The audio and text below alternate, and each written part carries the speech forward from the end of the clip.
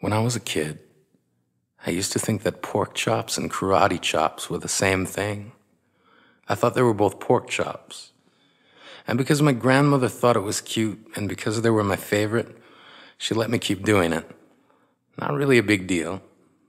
One day, before I realized fat kids are not designed to climb trees, I fell out of a tree and bruised the right side of my body.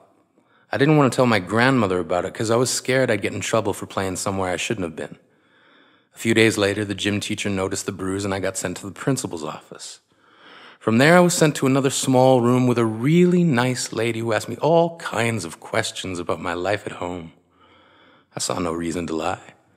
As far as I was concerned, life was pretty good. I told her whenever I'm sad, my grandmother gives me karate chops.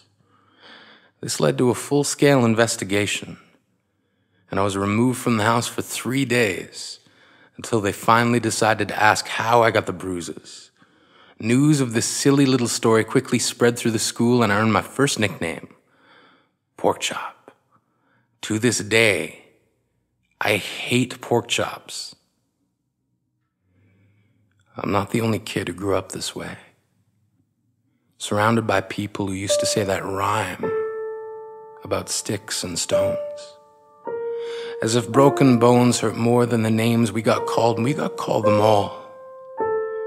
So we grew up believing no one would ever fall in love with us, that we'd be lonely forever, that we'd never meet someone to make us feel like the sun was something they built for us in their tool shed. So broken heartstrings bled the blues as we tried to empty ourselves so we would feel nothing. Don't tell me that hurts less than a broken bone. That an ingrown life is something surgeons can cut away, that there's no way for it to metastasize, it does. She was 8 years old, our first day of grade 3 when she got called ugly.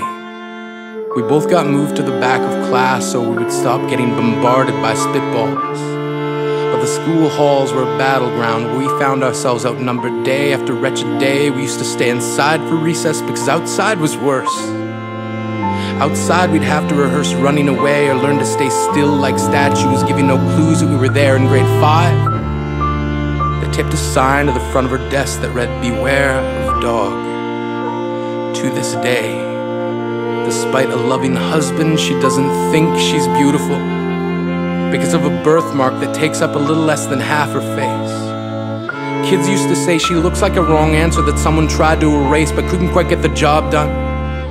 And they'll never understand that she's raising 2 kids whose definition of beauty begins with the word mom, because they see her heart before they see her skin, because she's only ever always been amazing. He was a broken branch grafted onto a different family tree, adopted. Not because his parents opted for a different destiny. He was 3 when it became a mixed drink of 1 part left alone and 2 parts tragedy. Started therapy in 8th grade.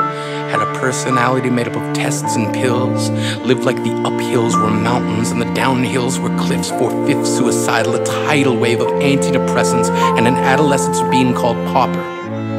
1 part because of the pills, 99 parts because of the cruelty. He tried to kill himself in grade 10 when a kid who could still go home to mom and dad had the audacity to tell him, "Get over it."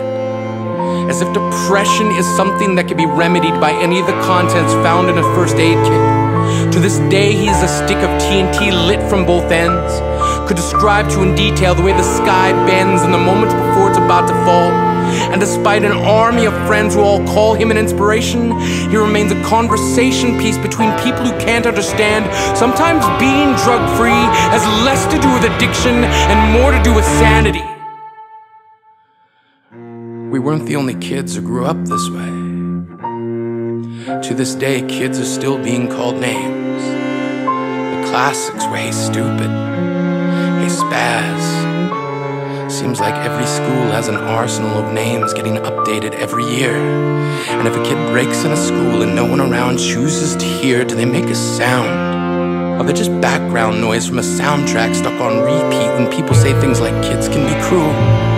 Every school was a big top circus tent, And the pecking order went from acrobats to lion tamers, from clowns to carnies. All of these miles ahead of who we were freaks. Lobster claw boys and bearded ladies. Oddities juggling depression and loneliness, playing solitaire, spin the bottle, trying to kiss the wounded parts of ourselves and heal. But at night, while the others slept, we kept walking the tightrope. It was practice, and yes, some of us fell. But I want to tell them that all of this is just debris left over when we finally decide to smash all the things we thought we used to be. And if you can't see anything beautiful about yourself, get a better mirror. Look a little closer. Stare a little longer. Because there's something inside you that made you keep trying despite everyone who told you to quit. You built a cast around your broken heart and signed it yourself. You signed it. They were wrong. Because maybe you didn't belong to a group or a clique. Maybe they decided to pick you last for basketball or everything. Maybe you used to bring bruises and broken teeth to show and tell but never told. Because how can you hold your ground if everyone around you wants to bury you beneath it? You have to believe that they were wrong. They have to be wrong. Why else would we still be here? We grew up learning to cheer on the underdog because we see ourselves in them. We stem from a root planted in the belief that we are not what we were called. We are not abandoned cars stalled out and sitting empty on some highway. And if in some way we are, don't worry. We only got out to walk and get gas. We are graduating members from the class of We Made It. Not the faded echoes of voices crying out names will never hurt me. Of course, they did. But our lives will only ever always continue to be a balancing act that has less to do with pain and more to do with beauty.